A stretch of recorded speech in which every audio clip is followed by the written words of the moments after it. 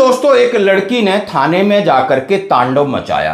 ऐसा तांडव मचाया कि मौका देख करके अंदर घुस जाती है और अपने ऊपर पेट्रोल डाल करके लगा लेती है और उसके बाद पुलिस उसको बचाए या खुद को बचे, अफरा तफरी हो जाती। रात का मामला है, लाइट चली गई है, पूरे पुलिस वालों के हाथ पैर फूल गए और ये सारा काम करा रहा है सौतेला पिता उसका। और मामला उत्तर प्रदेश का बिजनौर का है। और बात क्या है कि फौजी ने हमारे साथ धोखा किया है, शादी नहीं की है। और फौजी सौरभ जो कि वहीं का रहने वाला था और उसके ऊपर आरोप लगाए जा रहे हैं कि नहीं, ये हमसे शादी कर ले और पहले से हमारा इसके साथ अफेयर था या इसने हमारे साथ बहुत कुछ किया है। तमाम ऐसे एलिगेशन लगाए जा रहे हैं। अब फौजी तो अपनी ड्यूटी पे चला गया। अब बेचारे को जान बचाना मुश्किल हो रही है, नौकरी बचाना मुश्किल हो रही है, उसके परिवार पर केस करा दिया।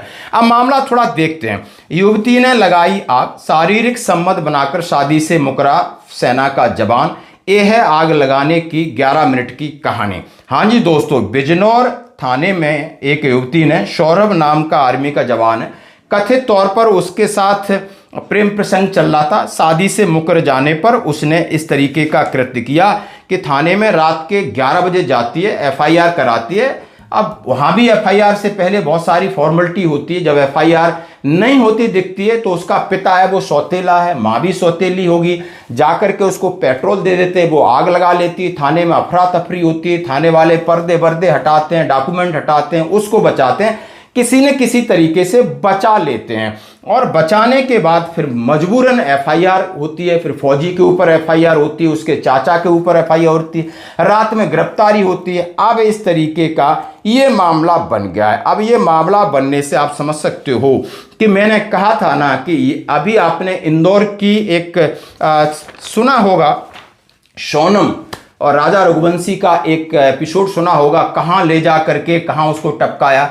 अभी आपने पुणे का सुना होगा, किला से 350 फीट अपने मंगेतर को टपका दिया। 600 करोड़ का मालिक, पिता का इकलौता बेटा, 18-20 करोड़ का उसका शादी का तैयारी हो रही थी, प्राइवेट जेट उसके लिए बुक किए गए थे, लेकिन नहीं, न पैसा न कुछ, इस तरीके का हो रहा है। तो अब आप लोगों को क्या करना है, मैं इसलिए सिर्फ कहना चाहता हूं कि आसपास ऐसे ही हो रहा है। और आप फौजी हो, लिमिटेड आप छुट्टी आते हो, किसके भरोसे क्या रखोगे। यूनिट में भी फैमिली रखने का प्रावधान कभी है या कभी नहीं है, तो कैसे भरोसा करोगे।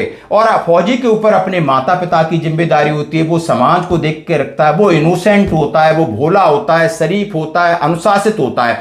अब आपके पास इतने टैग लगे और आपका दिमाग भी इसी तरीके का है, और ये जो है जिस तरीके से आपकी इनोसेंसी है, और आपको अपना पार्टनर ढूंढना है, तो इसमें जल्दबाजी नहीं करना है, किसी चमक धमक में नहीं पड़ना है। नहीं, आपके साथ यही होगा जैसे कि हो रहा है। और ये अब आम बात हो गई है, केस करा देना, एफआईआर करा देना, नौकरी खा जाना, इस तरीके की ये ब्लैकमेलिंग की चीजें बहुत चलने लगी हैं।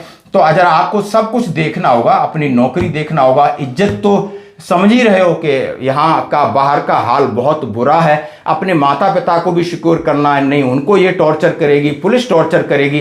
तो ये भले आप शादी करो ना करो, करो तो सोच समझ के करो, नहीं तो ना करो। दोनों चीजें बात बराबर है दोस्तों। बड़ा सोच समझ के आपको डिसीजन लेना होगा, क्योंकि जिस तरीके से ऐसी खबरें आती हैं और इंस्टाग्राम पे लोग डालते हैं, और वो फौजी की तरफ से, बेचारे के तरफ से कोई प्रतिक्रिया नहीं आई है, लेकिन इन्होंने अपना मामला गढ़ दिया। तो आपकी क्या है प्रतिक्रिया इसके ऊपर, जरूर दें। धन्यवाद।